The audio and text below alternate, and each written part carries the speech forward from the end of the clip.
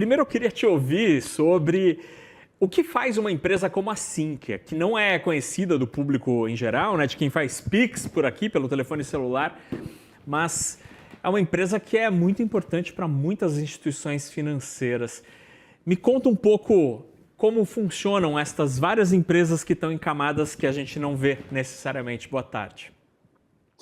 Boa tarde. Então, Naka, o que acontece é o seguinte, nem todas as empresas, eu estou falando aqui das instituições financeiras, elas desenvolvem toda a tecnologia que elas usam, né? Então, as pessoas associam o sistema financeiro a poucos bancos, mas a realidade é muito diferente, felizmente, né? Então, nós já tivemos um grande problema no Brasil de excesso de concentração. Então, o que acontece é o seguinte, o Banco Central, ele tem o papel de administrar, de reger não só a política cambial, mas a política monetária, mas a própria moeda.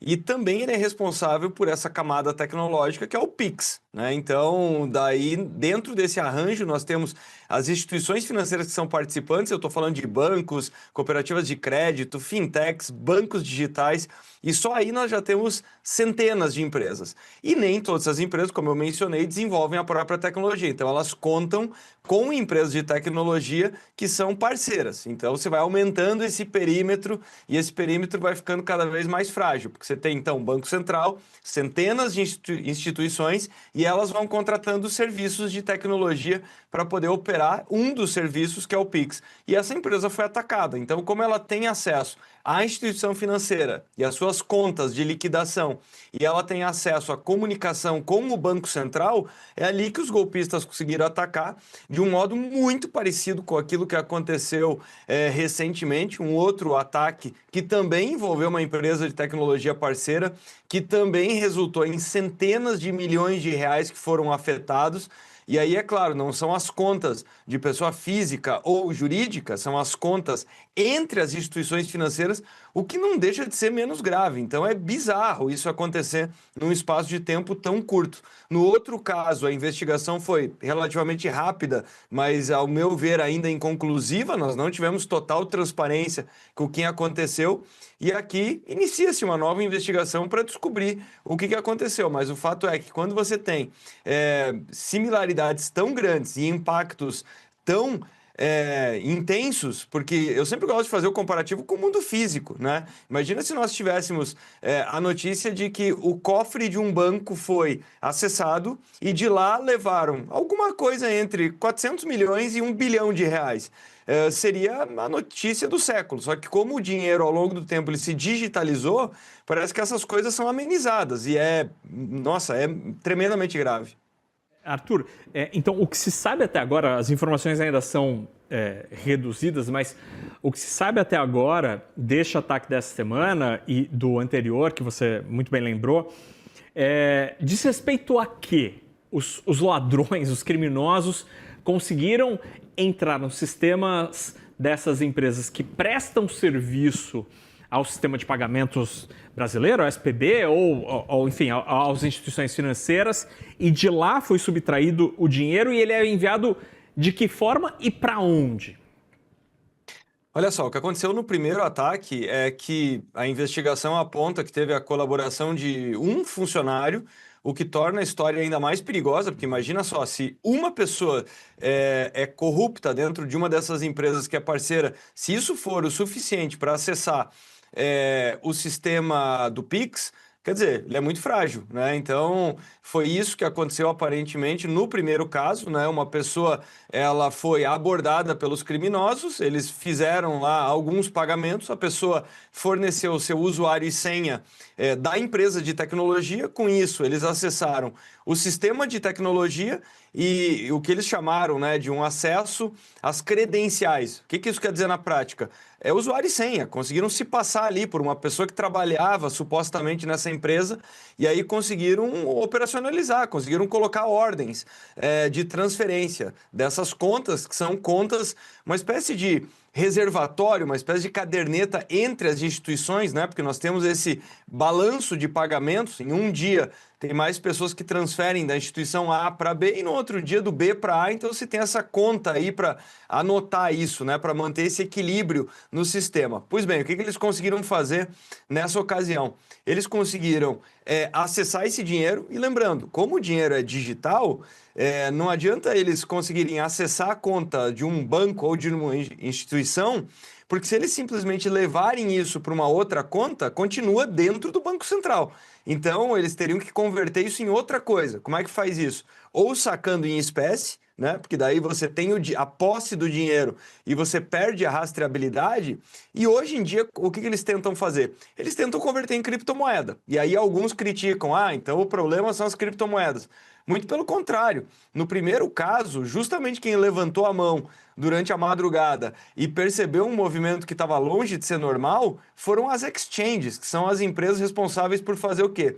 Converter reais, né, o dinheiro do sistema financeiro brasileiro, em criptomoedas. Afinal, elas precisam reportar isso. Olha, teve uma empresa ou teve uma pessoa que tentou converter X milhões em criptomoedas e tentar levar isso para outro lugar, né? Então, normalmente nesses casos, eles tentam ser muito rápidos e tentam fazer o maior número possível de operações para ao longo do tempo ir tentando quebrar essa rastreabilidade. Então foram as exchanges que perceberam um movimento anômalo, né? Completamente fora do normal, seja pelos montantes ou pelo horário. Muito provavelmente o mesmo deve ter acontecido agora, né? Nesse final de semana, porque volto a dizer, se eles tentassem ficar dentro do sistema financeiro, é uma situação que não traz resultado, né? Então o que aconteceu que o banco entrou em contato com o Banco Central, né, dizendo que esse valor tinha sido roubado. E aí o que o Banco Central fez? Ele congelou o mais rapidamente possível, né, esses valores. Por isso que num primeiro momento eles falaram entre 420 milhões que teriam sido roubados, 350 tinham sido bloqueados. E a empresa de tecnologia foi desligada. Por quê? Porque ela fornece esse serviço para outros participantes do Pix, quer dizer, o dano poderia ter sido ainda maior, mas agora com essa revisão, que já pode chegar a 1 bilhão, quer dizer, não sabemos o quanto foi congelado, recuperado ou o quanto que foi convertido em outro tipo de ativo.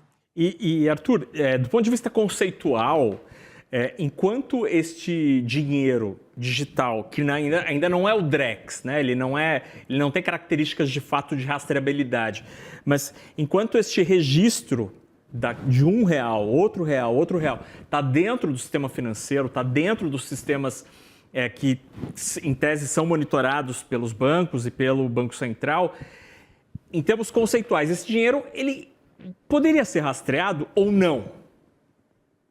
Poderia sim, porque volto a dizer, como tudo está acontecendo dentro dos arranjos do Banco Central, o que acontece é que sai de um bolso, vai parar no outro, mas tem sempre origem e destino. Sim. Então é justamente por isso que eles tentam converter para papel moeda, né, através de saques, e tentam fazer essas conversões para criptomoedas, especialmente tentar converter em criptomoedas que sejam menos rastreáveis ou que você tenha uma operacionalização internacional mais fácil, né? O que eu quero dizer com isso? Se a pessoa consegue converter de real para uma criptomoeda, ela está tokenizada, ela pode inclusive ser sacada em outro país, né? Então, mas enquanto esse dinheiro estiver dentro do real, sim, você tem o tempo inteiro origem e destino. Isso é uma obrigação de qualquer banco, de qualquer instituição financeira. Ela tem que rastrear e reportar. E Arthur, fazendo uma comparação simplória aqui, jornalista fazendo comparações simples, se a gente for pensar do ponto de vista da segurança, né, da segurança do sistema financeiro, do sistema, de um sistema de pagamentos, se fosse um shopping center, a gente pensa sempre nas portas ali do shopping, o estacionamento, a entrada do estacionamento, a entrada de pedestres, e você bota um segurança ali, o cara armado com portas e controles, só que aparentemente estão entrando no shopping para roubar as coisas pelo tubo de ar-condicionado, pela entrada das docas de carga, por outros lugares. Será que este hoje é o principal problema em termos de vulnerabilidade tecnológica do nosso sistema financeiro? Você tem toda a razão, o exemplo é perfeito e é inadmissível o que está acontecendo. Então, trazendo o teu exemplo do shopping, o Banco Central ele é o responsável por normatizar o funcionamento dos shoppings, horário de funcionamento, o que pode ser vendido, o que não pode ser vendido. As lojas precisam ter um certo padrão de comportamento, os shoppings, né, que seriam as instituições financeiras, só que elas contratam esses terceiros, né? Então, quer dizer, a equipe de segurança.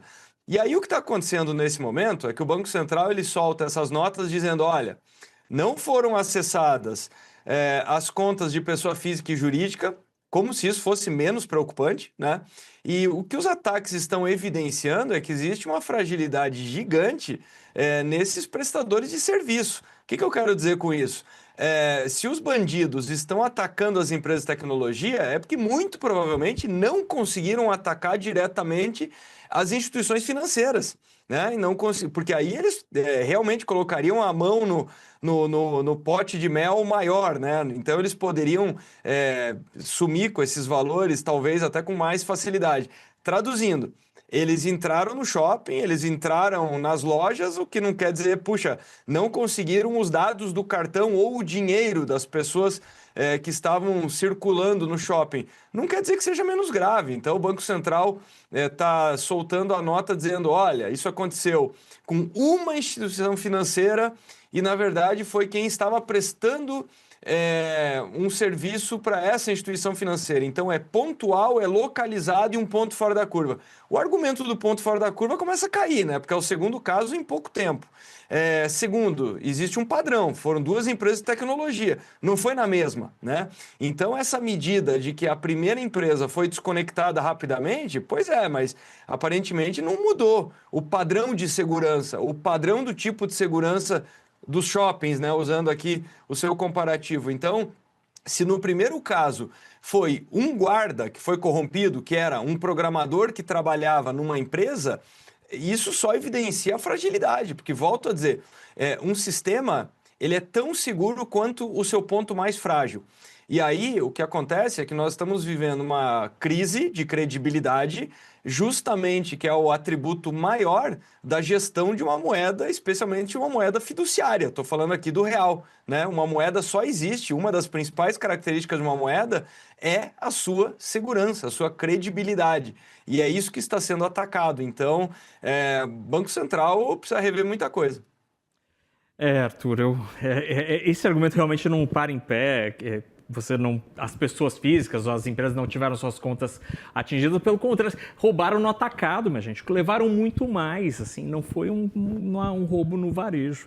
Arthur Igreja, especialista em tecnologia e inovação. Arthur, obrigado pela conversa, obrigado por aclarar este assunto que parece tão complexo, mas que nas suas explicações fica simples de entender e quão preocupante é essa história. Obrigado mesmo, boa semana, meu caro. Obrigado igualmente, até a próxima. Tchau, tchau.